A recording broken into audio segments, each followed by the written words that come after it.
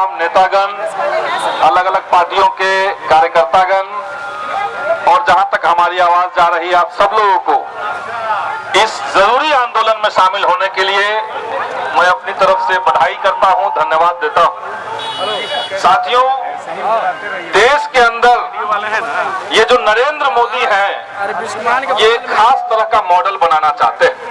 ये चाहते हैं कि संसद के अंदर कोई विपक्ष न हो, सड़कों पर कोई प्रतिरोध की आवाज न हो और हिंदुस्तान के अंदर कोई लोकतंत्र न हो। और ये जो साजिश है, इसके पीछे इतनी बेशर्मी से लग गए हैं कि संसद के अंदर जिन माननीय सांसदों ने अध्यक्ष को लिख करके सिर्फ ये मांग दी थी कि ये जो सिक्योरिटी ब्रीच हुआ है, इस पर गृह मंत्री या प्रधानमंत्री को जवाब देना चाहिए, बस लिखित में इस मांग को देने के चलते कई सांसदों को निलंबित कर दिया गया।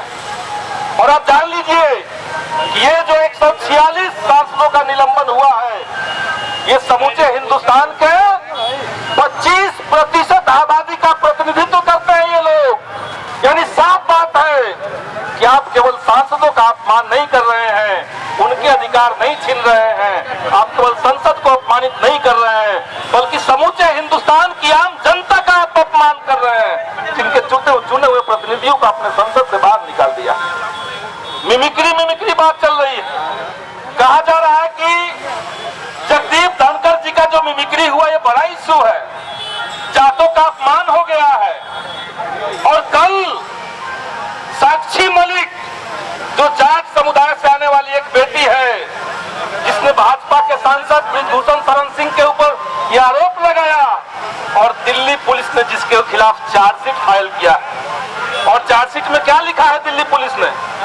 लिखा है कि बृजभूषण शरण सिंह को जब भी मौका मिला उन्होंने इन महिला पहलवानों के खिलाफ यौन उत्पीड़न करने की कोशिश की, इनको गलत तरीके से छुआ गया और पूरी बेशर्मी के साथ भाजपा दोबारा से जो उनका फेडरेशन है, ऊपर से लेकर के नीचे तक दोबारा से बृजभूषण शरण सिंह को लेकर के आ गए। जिस महिला ने समूची दुनिया के अंदर हिंदुस्तान का नाम रोशन किया, ओलंपिक मेडल जीत करके, कल वो सार्वजनिक रूप से रोते हुए उन्होंने इस्तीफा दिया और तब कोई जाट समुदाय का अपमान नहीं हो रहा। जब दिल्ली में किसान आंदोलन के ऊपर भाजपा के लोग जाकर के नारा लगा रहे थे कि दिल्ली पुलिस तुम लठ बजाओ, हम तुम्हारे साथ हैं, तब वो जो जाट समुदाय से आने वाले किसान थे, उससे उनको पीटने का जब उत्साह दे रहे थे भाजपा के लोग, तब जाटों का अपमान नहीं हुआ।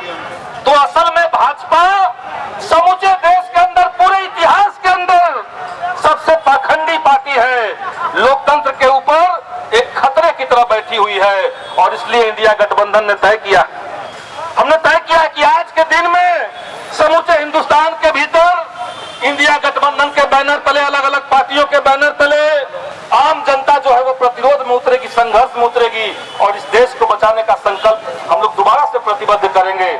इसी बात के साथ, और वक्ता यहाँ बोलने वाले हैं, हम अपनी बात को इसी बात के साथ खत्म करेंगे कि बहुत हो चुका।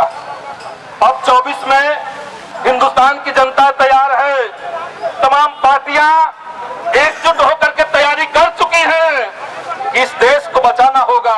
इस देश को आजाद करवाने के लिए जिन लोगों ने कुर्बानी दी, उनके कुर्बानियों का जो हिंदुस्तान होगा, उनके जो सपनों का भारत है, उसको निर्मित करने में, उनको बनाने में हम लोग एकजुटता से लगेंगे और 24 में ये तानाशाही सरकार को गद्दी से उखाड़ फेंकेंगे। अपनी बात को हम खत्म करते हैं। इनकलाब जिंदाबाद।